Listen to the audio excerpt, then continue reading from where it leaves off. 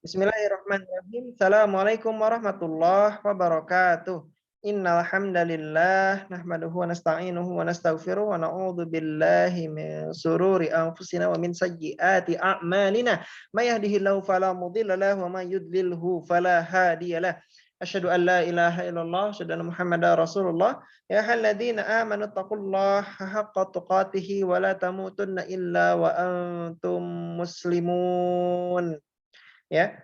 Qala Allah Ta'ala fihi al-Qur'anil Karim. A'udzu billahi minasyaitonir rajim. Bismillahirrahmanirrahim. Mathalul ladina ini ya, mathalul ladina nattakhadhu min dunillahi awliya'a kamathalil ankabut ittakhadhat baita wa inna awhanal buyuti labaitul ankabut law kanu ya'lamun. Ya, perumpamaan orang-orang yang mengambil pelindung-pelindung selain Allah adalah seperti laba-laba yang membuat rumah, dan sesungguhnya rumah yang paling lemah adalah rumah laba-laba kalau mereka mengetahui. Teman-teman, jadi pada hari ini kita akan membahas rumah tangga laba-laba ya. Rumah tangga laba-laba, serius Ustadz, kok rumah tangga hewan kita bahas? Lah, karena memang ini tidak sembarangan ya, rumah tangga laba-laba itu rumah tangga yang disebutkan dalam Quran ya. Quran surat Al-Ankabut ya, tentang laba-laba. Jadi ternyata rumah yang paling lemah itu rumah laba-laba, rumah tangga laba-laba. Emang rumah tangga laba-laba tuh kayak gimana sih? Oh, ternyata yang punya rumah tangga bukan manusia aja ya, tapi laba-laba juga punya rumah tangga kayak gimana. Nah, teman-teman, sebelum kita masuk ke pembahasan lebih dalam, sebenarnya di Quran ini ada mukjizat. Wah, mukjizat apa? Kok ada hal yang kayaknya fenomenal, yang bombastis gitu ya, yang wow, menakjubkan dari Quran terkait dengan Al-Ankabut. Yang saya ingin bahas di sini kalau mukjizat sains ya, bahwa teman-teman kita tahu di zaman sains ya, di zaman modern sekarang, kita tahu bahwa yang bikin rumah sarang laba-laba yang gede-gede itu laba-labanya gitu kan, bikin rumah sarang lebar-lebar, bulat-bulat ya, itu tuh hanya laba-laba perempuan ya, laba-laba perempuan, laba-laba betina gitu. Nah, dan al-ankabut itu artinya adalah laba-laba betina ya. Jadi rumah al-ankabut itu rumah laba-laba betina. Jadi di sini Allah menunjukkan bahwa jeng-jeng dari dulu deh, dari zaman Rasulullah 1400 tahun lalu tuh, di zaman gurun pasir, di zaman bukan zaman batu juga ya, zaman intinya zaman ilmu pengetahuan belum berkembang, masih primitif ya, banyak orang itu masih primitif. Dari situ Allah memberitahu bahwa namanya namanya sarang laba-laba itu mesti sarang laba-laba perempuan ya, sarang laba-laba betina. Yang jadi di sini ada sedikit bukan sedikit ya, masya Allah besarnya mukjizat Quran, bahwa Allah itu dari awal sudah menunjukkan bahwa namanya rumah laba-laba itu mesti laba-laba yang di tengahnya laba-laba betina. Nah, terus pertanyaannya, laba-laba jantannya yang mana gitu kan? Kalau itu betina, jantannya mana? Jantannya nggak bikin rumah juga. Emangnya tunawisma gitu ya, gelandangan. Nah, laba-laba jantan itu ada tapi ukurannya kecil-kecil ya. Ukurannya jauh lebih kecil daripada laba-laba betina. Kalau laba-laba betina gede-gede bisa bikin rumah, laba-laba jantan tuh kecil-kecil ya. Dan memang mereka nggak bikin rumah ya. Kerjanya ya dari kecil ya, berburu ya, cari makan.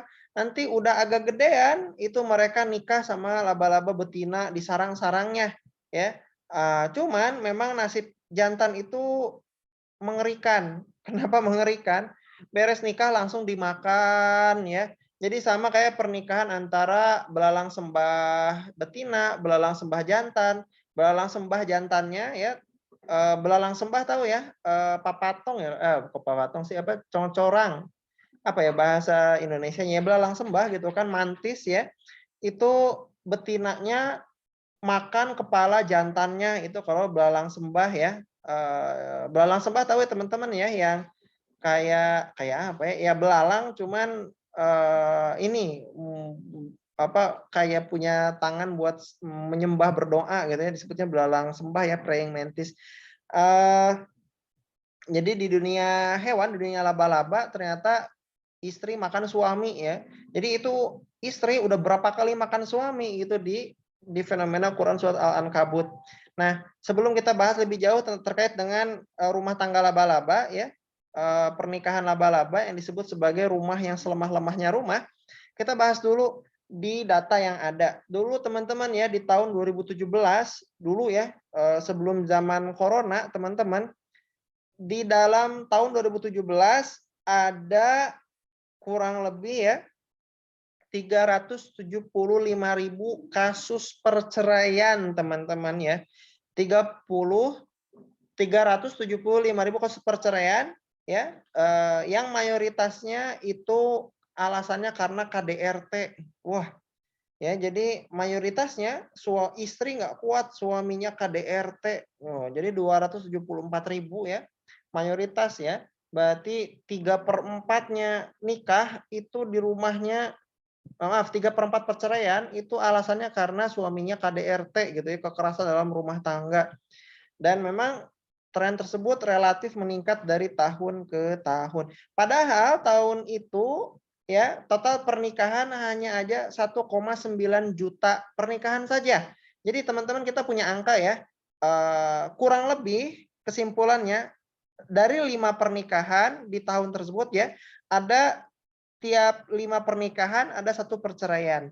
Ya, jadi teman-teman ada bandingannya ya. Oh iya, di tahun 2017 ada 5 pernikahan berbanding 1 perceraian ya. Jadi kurang lebih ya kita pukul kasar, ini kurang lebih tiap 5 pernikahan ada 1 yang bercerai ya. Tiap 5 pernikahan ada 1 yang bercerai. Nah, ini yang tercatat negara ya. Yang tercatat kasus perceraian ada 1 dari 5 kasus. Dan teman-teman kita tahu sendiri ya di masyarakat, namanya perceraian itu biasanya rumah tangga dalam keadaan carut marut, amburadul ya, gelut, berantem gitu kan, sehingga boro-boro bercerai secara sah masuk kantor urusan agama ya. Cerainya ya cerai brutal aja gitu kan, atau janda gantung istilahnya ya, nikahnya digantungin gitu ya, jadi istri enggak, tapi secara KTP masih dianggap sebagai istri gitu ya.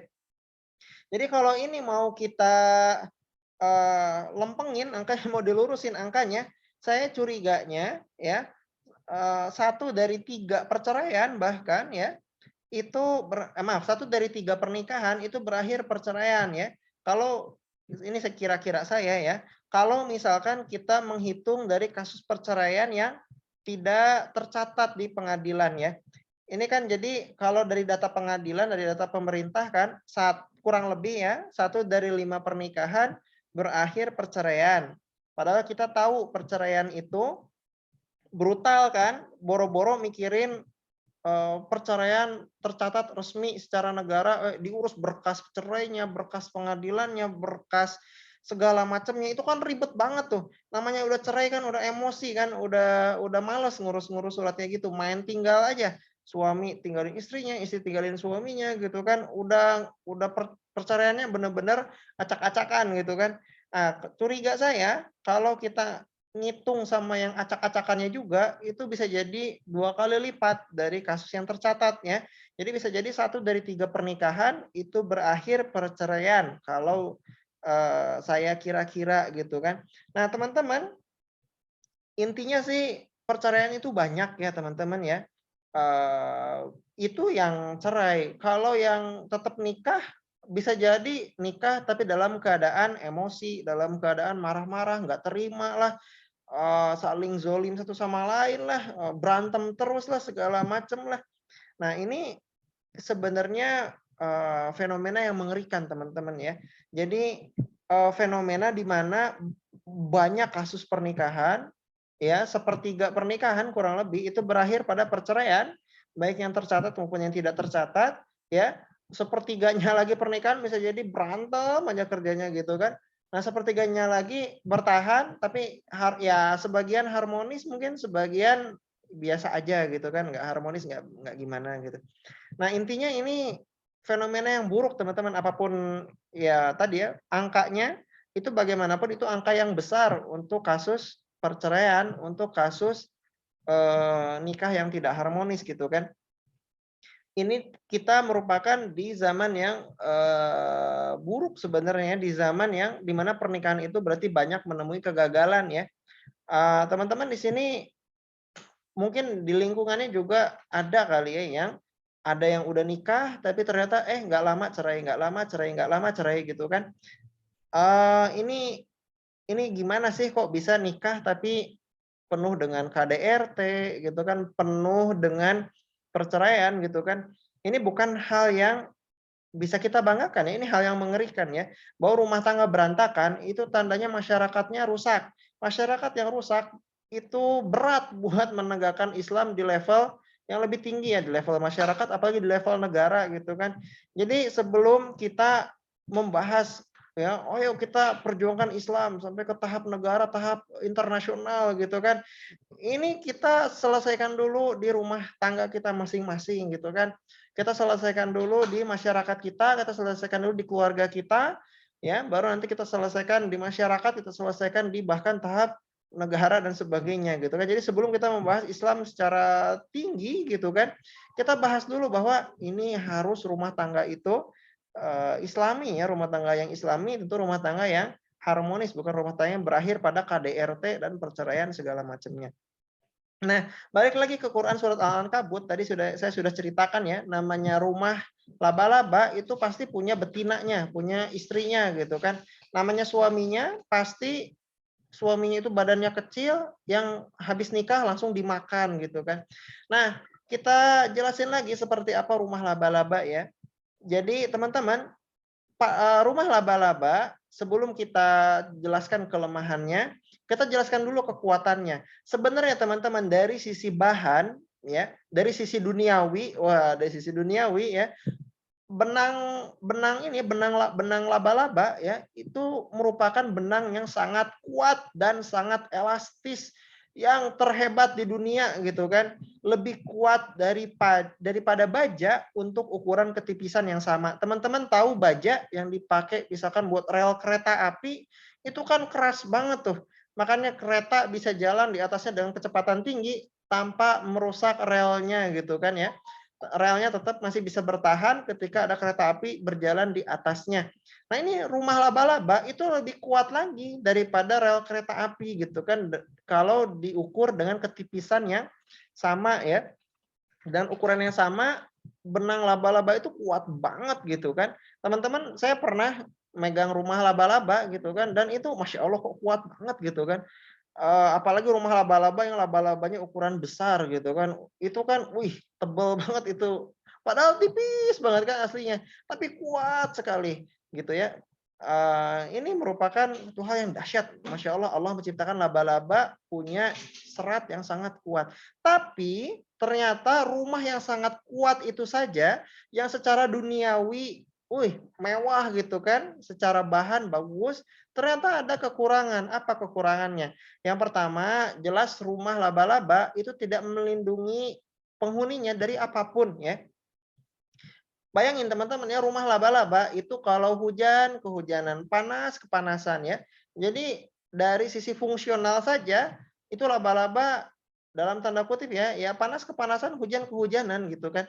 Nah, terus teman-teman ya, dari sisi bahan material, maaf ya, dari sisi fungsional melindungi, ternyata rumah laba-laba tidak begitu melindungi. Bahkan dari sisi fungsi, rumah laba-laba itu dipakai untuk menjebak dan membunuh hewan lain ya.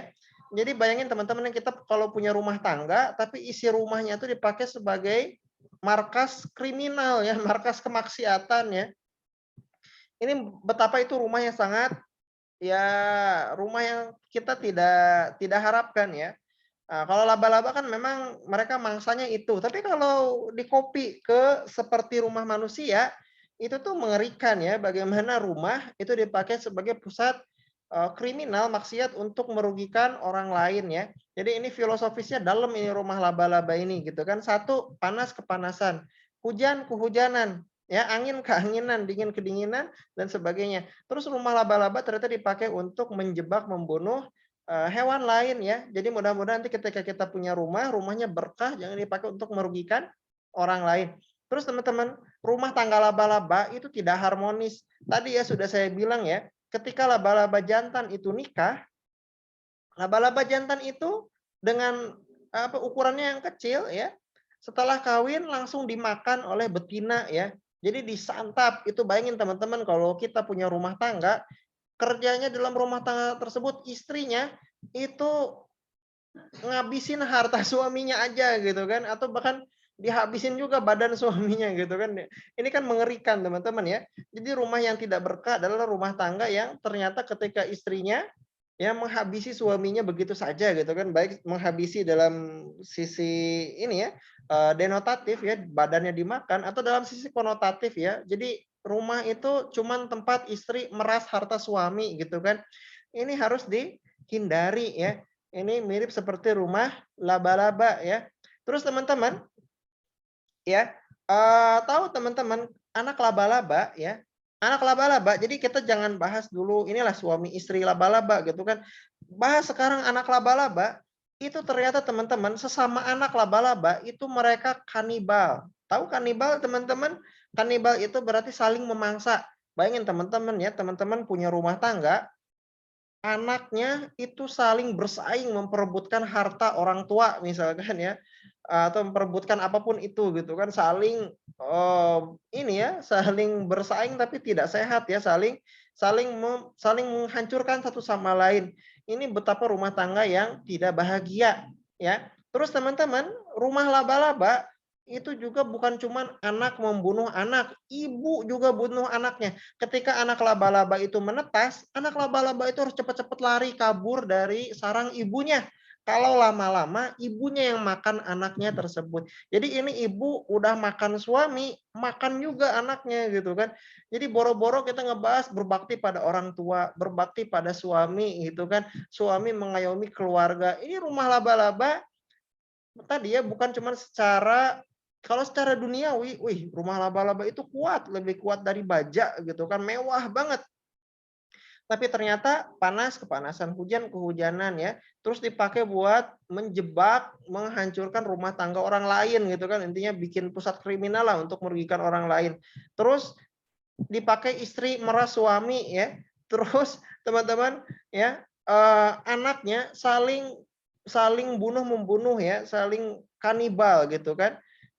Terutama yang besar makan yang kecil dan seterusnya. Terus ibu makan anaknya juga, boro-boro tema tarbiyah mendidik anak ya. Ibu laba-laba makan anaknya ya. Jadi nggak dikasih pendidikan ya, nggak dikasih apa ya. Jadi teman-teman ya, di sini dari sisi rumah laba-laba, masya Allah, Allah menjelaskan rumah laba-laba adalah rumah yang sangat lemah ya. Rumah yang paling lemah adalah rumah laba-laba. Karena rumah bukan hanya sebagai tempat tinggal, tempat bernaung. Jadi tempat bernaung aja rumah laba-laba sudah tidak fungsional banget ya. Apalagi secara rumah tangga ya, untuk mengelola keluarga. Laba-laba saling makan satu sama lainnya. Terutama ini ibunya ya, istri laba-laba itu makan suaminya, makan anaknya. Anaknya juga saling mangsa gitu kan. Aduh, pokoknya rumah laba-laba ya. Semoga kita berlindung pada Allah ya. Semoga kita ketika nanti punya rumah tangga itu tidak seperti rumah laba-laba ya. Berarti rumahnya bisa melindungi dari panas ya, dari hujan ya, dari angin, dari dingin, dari sebagainya. Itu secara material, secara fungsional pun rumahnya bermanfaat, tidak dipakai untuk menjebak atau merugikan orang lain ya, tidak jadi pusat kriminal ya. Terus juga harmonis ya. Bagaimana caranya istri itu berbakti pada suaminya, bukan istri menghabiskan harta suaminya saja ya. Terus juga anaknya akur, nggak saling kanibal. Dan juga orang tua, khususnya ibu, itu mendidik, mengasuh anak-anaknya ya, menyusui ya, membesarkan. Bukannya malah ibu rame-rame ngejar anaknya kalau anaknya kelamaan di rumah gitu kan, dimakan anaknya sama ibu laba-laba. Nah gini teman-teman ya, jadi Masya Allah perumpamaan rumah yang paling lemah, secara rumah tangga, rumah laba-laba tuh lemah banget gitu kan. Jadi mukjizat Quran ini dahsyat sekali. Ya, nah teman-teman, kalau kita ingin tahu alasan kenapa rumah tangga itu hancur berantakan, itu biasanya karena ada unsur Islam yang dilanggar ya. Unsur Islam yang tidak dipenuhi, hak suami, hak istri, hak anak tidak terpenuhi. Kalau ada hak suami, hak istri, hak anak tidak terpenuhi, niscaya rumah tangga itu pasti berantakan, bahkan penuh kezaliman seperti rumah laba-laba ya. Yang pertama teman-teman, kita tahu tugas suami. Apa tugas suami? Tugas suami adalah ar-rijalu qawwamuna 'ala nisa ya, di materi kedua kita udah bahas ya. Terus juga tugas suami itu apa? Tugas suami itu mendidik selain menafkahi ya, tapi juga mendidik Islam, menegakkan syariat di rumah ya, melindungi, menyayangi istri dan anak-anaknya ya. Bayangkan teman-teman, saya banyak menemukan bahwa banyak sekali laki-laki itu sudah ini ya, sudah berat untuk menafkahi istrinya. Maaf teman-teman ya, betapa banyak suami di sana ya yang berat menafkahi istrinya. Teman-teman pernah dengar kisah ya perempuan TKW keluar negeri, istrinya maaf suaminya di rumah gitu kan, main main burung piaraannya aja gitu kan. Ini kan sebenarnya contoh bahwa suami tidak berfungsi sebagai pencari nafkah, malah istri yang harus mencari nafkah jauh ke luar negeri gitu kan. Ini contoh hal yang sangat tidak ideal ya. Kalau seperti ini pasti aja banyak masalah ya. Jadi suami sudah dia tidak menafkahi istrinya, sudah dia KDRT di rumah tangga, tidak mendidik anaknya. Kalau suami udah kayak gini ya, pasti repot. Apalagi suaminya banyak selingkuh di luar gitu kan. Aduh, udah itu mah nggak bener lah. Suaminya selingkuh, suaminya KDRT, nggak mau ngasih nafkah, ya udah nggak berfungsi banget itu suaminya. Itu pasti keluarga yang bermasalah. Itu dari pihak suami. Kalau dari pihak istri, apa ini pihak istri? Kerusakan dari pihak istri itu pertama pasti istri tidak berfungsi sebagai istri ya. Mirip kayak laba-laba, suaminya dimakan gitu aja. Baik secara konotatif maupun denotatif ya. Secara hakiki maupun kiasan. Terus anak-anaknya juga nggak dididik. Malah tadi ya ibu laba-laba kan makan anaknya gitu kan. Kontras banget. Nah sebagai istri itu kan harusnya qanitatun hafizatun ya, taat pada suaminya, menjaga dirinya ketika suaminya tidak ada ya, mengandung, melahirkan, menyusui anak-anaknya, mendidik anak-anaknya dan seterusnya ya. Kalau istri sudah tidak seperti itu ya, itu pasti berat untuk rumah tangganya bertahan. Suami kalau tadi tidak mencari nafkah pasti berat untuk ditaati. Istri kalau tidak taat pada suami, ya suami akan berat untuk betah di rumah ya. Suami nanti jadi selingkuh juga di luar lah, istri juga apalagi kalau istri juga sudah tidak taat, ya selingkuh, itu tidak berfungsi istrinya ya, bermasalah. Ketiga dari pihak anak-anak ya, tadi anak laba-laba sesama anaknya kanibal teman-teman ya.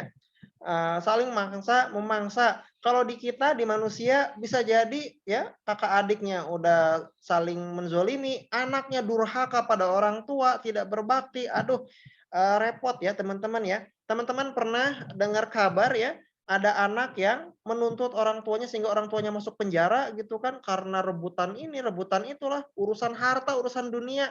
Padahal teman-teman apa kata Rasulullah ya? Bahwa antum wa mal apa sih saya lupa antawa. Intinya kamu dan dirimu dan hartamu itu adalah milik orang tuamu ya. Jadi anak apalagi anak laki-laki dirinya dan hartanya itu milik orang tuanya. Maksudnya ketika orang tuanya membutuhkan sebenarnya nggak perlu minta izin anaknya, cukup minta anak harus memberikan. Khususnya bila orang tuanya jelas membutuhkan.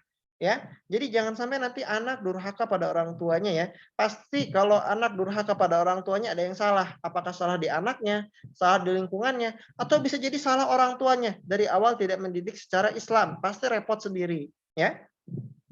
Nah, teman-teman, jadi pada kesimpulannya teman-teman ya, eh, pasti ya suami, istri, anak itu kalau ada kezoliman dalam rumah tangga, pasti di antaranya antara ada kewajiban yang tidak dijalankan atau ada hak yang tidak dipenuhi ya. Kalau suami tidak menjalankan kewajibannya sebagai mencari nafkah dan juga membimbing keluarganya ya, menegakkan syariat di rumah. Kalau istri tidak taat pada suaminya, tidak menjaga dirinya ya, dan tidak peduli pada anak-anaknya ya, kerjanya cuman di luar rumah aja gitu kan. Atau anak ya, anak juga tidak berbakti pada orang tuanya ya, dan tidak dapat bimbingan orang tuanya, pasti rumah tangganya lambat laun berantakan ya. Nah, teman-teman saya juga sedih, teman-teman. Teman-teman tahu nggak di dunia ini negara mana yang keluarganya berantakan banget ya? Itu jawabannya ternyata adalah di antaranya adalah di Jepang, teman-teman ya. Teman-teman tahu nggak ya betapa banyak masyarakat kita itu yang aduh sama lagu-lagu Jepang, artis-artis Korea lah apa segala macam ya. Itu kayaknya Jepang itu negara yang wah gitu kan, jadi negara pujaan, negara berhala ya, negara negara idola ya, dipuja-puja segala macam ya. Padahal teman-teman, Jepang itu negara tertua semuka bumi. Tertua ini maksudnya apa? Rata-rata penduduk Jepang itu usianya kalau tidak salah dulu tuh 44 tahun ya. Bayangkan dengan Indonesia yang masih 20-an tahun. Jadi orang Jepang itu rata-rata tua. Kenapa tua? Di antara alasannya karena keluarganya banyak yang berantakan. Jadi boro-boro mikirin anak, keluarga aja pecah belah. Contoh ya, menurut BBC News ya di YouTube ada, bisa diakses sekarang, itu bahwa penduduk Jepang usia 18 sampai 18 tahun itu baik laki-laki maupun perempuannya banyak yang jangankan nikah, zina aja nggak mau. Loh kok gitu Ustadz? Biasanya kan negara kayak gitu perzinaan marak Ustadz. Ini kok sekarang zina aja nggak mau. Nah ini teman-teman, mereka itu sibuk bekerja, sibuk benar-benar mengejar harta sehingga hidupnya tidak lagi manusiawi teman-teman ya.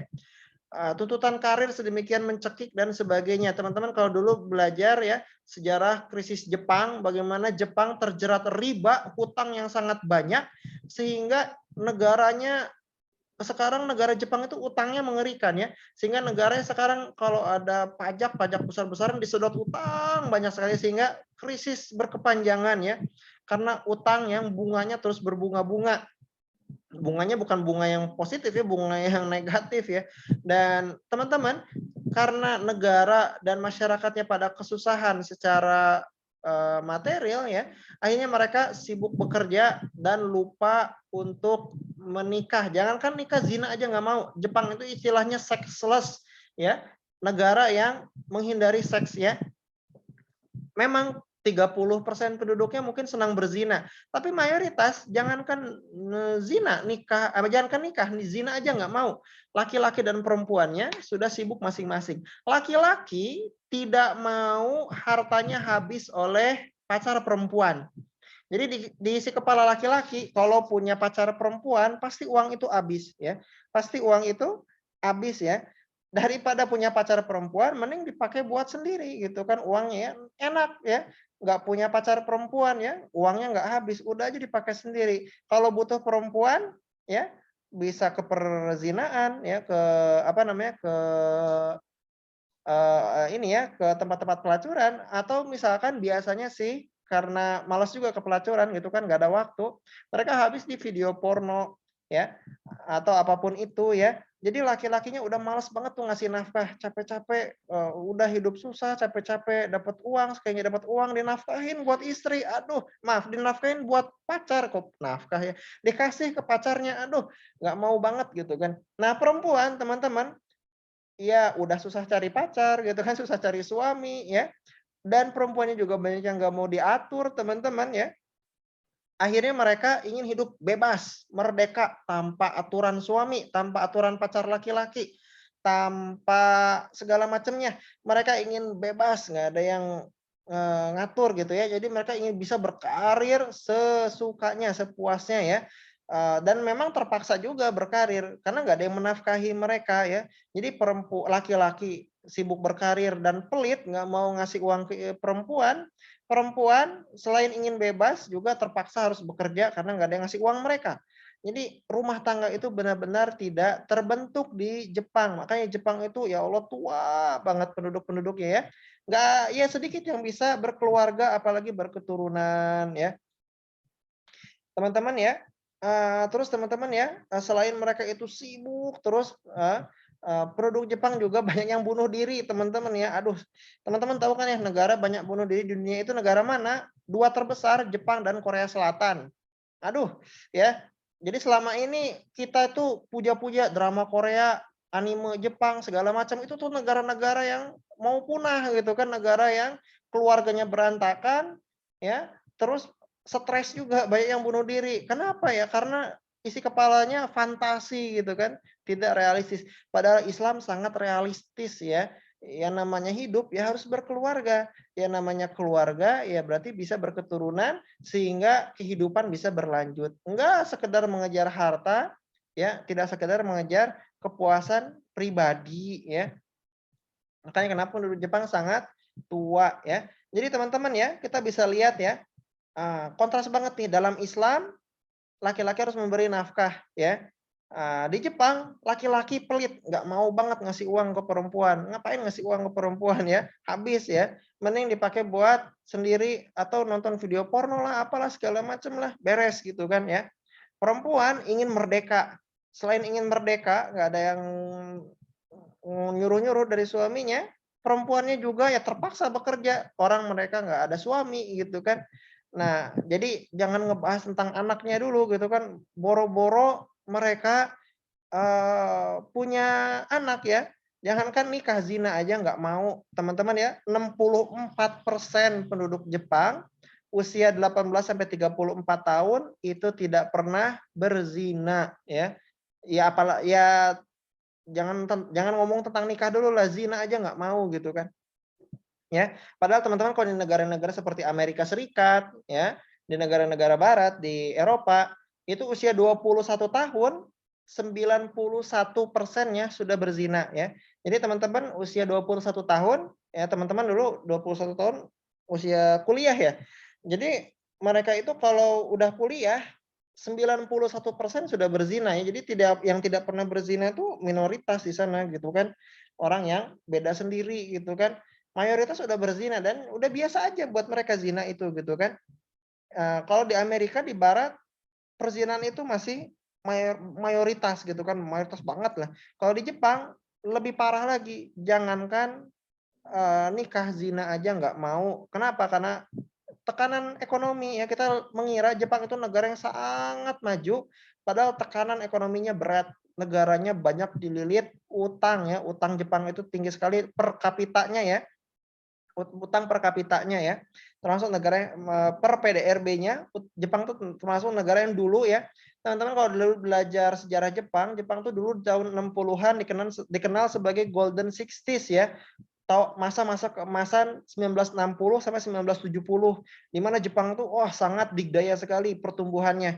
Tahun 70 ke 80 lebih hebat lagi ya. Tapi mulai tahun 80 ke 90, apalagi 90 ke 2000, mulai Jepang itu goyang perekonomiannya. Kenapa? Karena tadi ya, mereka mengorbankan keluarga ya, apalagi menggunakan cara riba ya, terjebak economic bubble ya, ekonomi gelembung ya, mereka banyak spekulan tanah terutama dulu. Saya belajar perekonomian Jepang itu menarik juga ya. Oh, Jepang itu ternyata negara yang belangsak juga ya, belangsak karena utang ya, karena ya karena tidak berkeluarga, karena hidupnya itu seperti robot, tidak manusiawi. Akhirnya sekarang Jepang bebannya tinggi. Beban apa? Beban biaya kesehatan ya. Karena sedikit tenaga kerja, banyak orang tua yang minta pensiun, minta pelayanan rumah sakit. Emang itu uangnya dari mana? Minimal karyawan perawatnya dari mana gitu kan. Perawat buat itu orang tua dari mana gitu kan. Kalau misalkan tenaga kerjanya sedikit, ya siapa yang mau ngerawat orang tua? Nah, ini merupakan, petaka dari ekonomi Jepang ya. Nah, mudah-mudahan teman-teman ya, kita sebagai umat Islam bisa belajar dari yang ada di Jepang, sehingga kita bisa memperbaiki diri. Mudah-mudahan hidup kita bisa seimbang, teman-teman ya. Laki-laki seimbang mencari nafkah dan menikah ya, dan menafkahi istrinya, mendidik keluarganya. Istri taat pada suaminya, menjaga dirinya, membesarkan anak-anaknya ya. Kemudian anak tentu mendapatkan bimbingan ya, belajar yang tekun ya, menjadi anak yang soleh ya, dan juga tentu saja berbakti pada orang tuanya. Dengan anak berbakti pada orang tuanya itu sangat menyenangkan orang tuanya ya. Dan betapa banyak orang yang tidak ingin punya anak karena takut anaknya durhaka, teman-teman. Ya. Jangan sampai ya umat Islam itu pada malas punya anak karena wih, anak tetangga durhaka, malas, takut punya anak, takutnya durhaka lagi. Jangan kayak gitu ya. Mudah-mudahan dapat hikmahnya teman-teman ya. Jadi banggalah dengan negeri kaum muslimin, keluarganya masih sehat. Kita masih punya masa depan.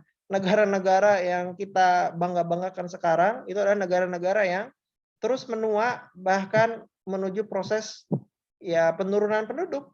Namanya penurunan penduduk ya berarti menjadi bangsa yang hilang ya. Bangsa yang hilang yang tidak lagi besar ya jumlahnya jadi sangat sedikit ya, bangsa yang lemah berarti itu ya.